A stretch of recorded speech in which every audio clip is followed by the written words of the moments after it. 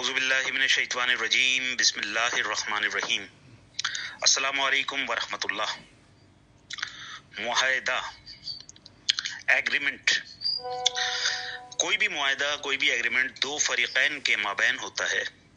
वो दो फरीकैन दो फर्द भी हो सकते हैं, दो से ज़्यादा फर्द भी हो सकते हैं, हज़ारों लाखों फर्द भी हो सकते हैं और करोड़ों अफराद भी हो सकते हैं, मगर फरीक दो ही होते हैं जिनके दरमियान मुआहदा होता है। और उसकी कुछ शराइत होती हैं, कुछ फ़राइज़ होते हैं, कुछ पासदारी होती है, जिसमें सालिस, जामिन, गवाह, फाते, मफ्तू, मुस्तक़बिल, इसी तमाम अल्फाजों के दरमियान, तमाम लफ्ज़ों के दरमियान मेरी आज की गुफ्तगू होगी। दुनिया का पहला बाज़ाब्ता मुआहदा, जिसे कहा जाता है तहरीरी एग्रीमेंट, वो सुलह हुदैबिया है, जो दो फरीक़ैन के दरमियान, पहले फरीक जनाब रिसालत माब हज़रत मोहम्मद मुस्तफ़ा सल्लल्लाहु अलैहि वसल्लम आपकी ज़ात मुबारक, और फ़रीक़ दोम कुरैश मक्का। मगर ये दोनों फ़रीक जो थे, इन्होंने आपस में बराह रास्त जो है वो मुआहदा एग्रीमेंट नहीं किया, क्योंकि दोनों मुतहर्रिब फ़रीक़ैन थे। हज़रत उस्मान गनी रज़ी अल्लाह ताला अन्हु की शहादत का मसला भी दरपेश था, लिहाजा तलवारें खिंची हुई थी, बहुत नाजुक सूरत हाल थी। तो सालिस की हैसियत से ये मुआहदा सुहेल बिन अमरो तशरीफ़ लाए और उनके और रसूल पाक सल्लल्लाहु अलैहि वसल्लम के दरमियान तय हुआ। अब ये सालिस की हैसियत से किसने भेजा था? इन्हें कुरैश मक्का ने भेजा था। तो बस तय हुआ, नतीजा सामने आया कि जब दो फरीक़ैन के दरमियान तारीख़ जो है वो ख़तरनाक हद तक जो है वो इख्तलाफी हो, तो फिर तीसरा फ़रीक़ आके मुआहदा कराता है, और इस मुआहदे को सुहेल बिन अमरो ने तय करवाया और हज़रत अली करमल्लाहु वजहुल करीम ने ये मुआहदा लिखा। मैं अपने सुनने वालों को बस एक इस नतीजे पर रोकता हूँ कि तीसरे फरीक की कितनी अहमियत होती है। एक और मुआहदा होता है जो फातेह और मफ्तूह के दरमियान होता है। उसकी तारीख़ है जनाब 8 मई 1945। आधी रात के वक्त गैर मशरूत हवालगी की दस्तावीज़ात की तौसीक, जो कि जर्मनी के कैपिटल बर्लिन में हुई। ये रात जो है कुर्राए अर्ज़ पर किसी भी कौम की शिकस्त की सबसे बड़ी रात कही जा सकती है। जर्मनी के फील्ड मार्शल काइटल ने इस मुआहदे पर दस्तखत किए, सलूट मारा, पूरी जर्मन कौम की तरफ से, पूरी जर्मन फौज की तरफ से अपना रिवाल्वर निकाल कर टेबल पर रखा, और उस रिवाल्वर के रखते ही, दस्तखत के करते ही, काइटल से लेकर एक आम जर्मन सिपाही तक ने हथियार डाल दिए।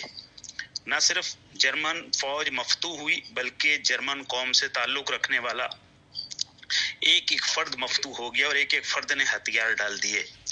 गोया साबित हुआ कि काइटल के एक दस्तखत ने पूरी कौम को फातेह से मफ्तू बना डाला। आज की रात, यानी गुज़िश्ता रात, अब तो रात का ये आखिरी पहर चल रहा है, 3:02 हो रहे हैं जिस वक्त मैं ये रिकॉर्डिंग कर रहा हूँ। आज की तारीख, यानी गुज़िश्ता कल की तारीख, मगर वेस्ट में ये आज ही की तारीख है, 30/03/2022।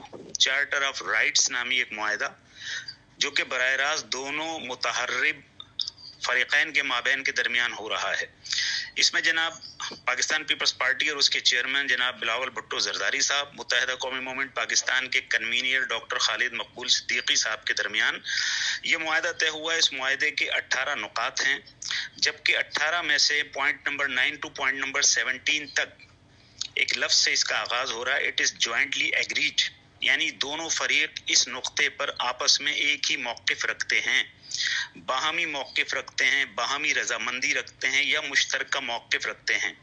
ये मुश्तरका मौक़िफ़, बाहमी मौक़िफ़, रजामंदी का मौक़िफ़ कब किस लम्हे इख्तलाफी मौक़िफ़ में बदल जाए, इस बात का ज़ामिन कौन है और सालिस कौन है।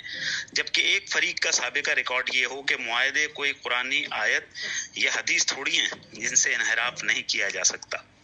4 गवाहान ज़रूर हैं, और गवाह तो निकाह के भी होते हैं, मगर जब मियाँ बीवी के माबैन अनबन हो जाए, तो नौबत तलाक तक पहुँच जाए, तो कोई नहीं पूछता कि निकाह के गवाहान को बुलाया जाए।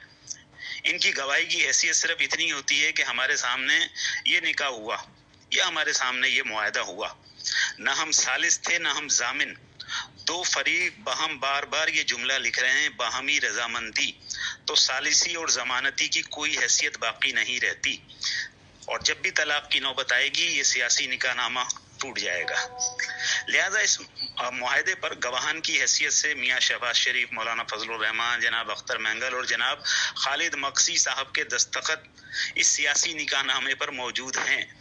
مگر ان کے دستخط نکاح نامے پر گواہان سے زیادہ کے دستخط کی حیثیت نہیں رکھتے، کیونکہ معاہدہ انہیں گواہان کہہ کے، وٹنسز کہہ کے مخاطب کر رہا ہے، نہ یہ ثالث ہے نہ یہ ضامن ہے، کیونکہ معاہدے کی روح باہمی رضامندی پر ہے۔ اخلاقی طور پر گواہان سے کہا جا رہا ہے کہ آپ انشور کریں گے کہ تمام نکات پر عمل درآمد کیا جا سکے۔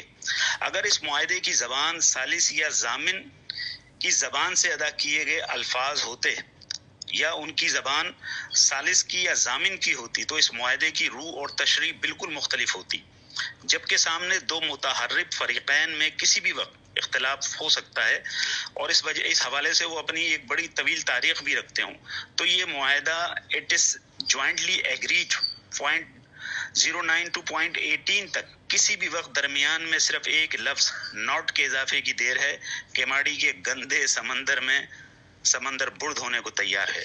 غور کیجیے گا۔ السلام علیکم ورحمۃ اللہ۔